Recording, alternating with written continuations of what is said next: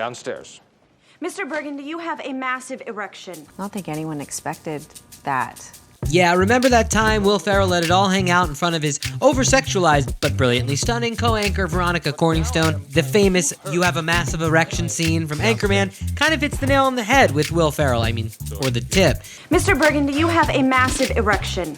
Will Ferrell's leading man parts sometimes require a bit of censorship, like when we see the hilarity of the two anchors sleeping together and going to Pleasure Town in this insane sex scene, which kind of starts off sexy but turns into a psychedelic fever dream. I friggin' love you! I friggin' love you back! In most cases, having a boner in public, especially at work in front of your friends, is a horribly inappropriate way to flirt. It's actually an optical illusion. It's the pattern on the pants. But that's so indicative of Ferrell's career, which has spanned 4 decades and countless classic comedies, like Night at the Roxbury, where Ferrell and SNL co-star Chris Kattan decide to chest hump women into submission, and the women who interact with the loser wannabe party duo only submit themselves to leave. So Ferrell's evidently been a meathead in too many of his famous characters.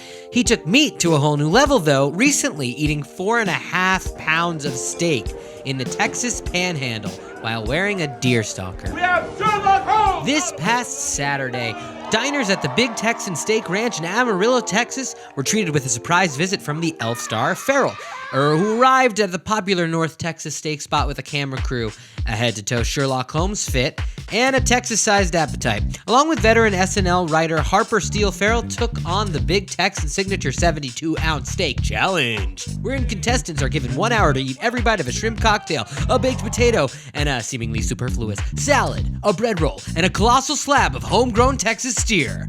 I have a hunch that, later that night, Sherlock the Elf was forced to solve the case of the clogged colon. According to sources from the Lone Star State, Ferrell told locals that the appearance at the Big Texan was for a road trip documentary that has already hit similar spots in Indiana and Washington, D.C.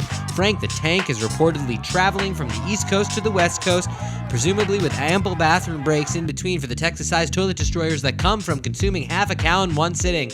And Will Ferrell's dinner at the Big Texan is, of course, the second time that the comedian has cosplayed as Sherlock Holmes. Yeah, remember that stinker in 2018, the one with John C. Reilly, where it's like Holmes and Watson, and they spend a whole decade making a horrible movie? I don't even know if it ever came out. Actually, it did, because it won 4 Razzies out of 6 nominations, including Worst Picture. It reeks of exposed loins. Yeah, so Will Ferrell, he loves his meaty leading man parts, and he loves dressing as Holmes, and he loves eating meat, like the time he ate this huge thing at the Big Texan. And just because he's dressed as Sherlock Holmes doesn't necessarily mean there's gonna be something bad happening. Do you like this hat? It doesn't necessarily mean something amazing is gonna happen. It just means that he has a weird obsession with old British Dickensian pop culture. Yes, I do.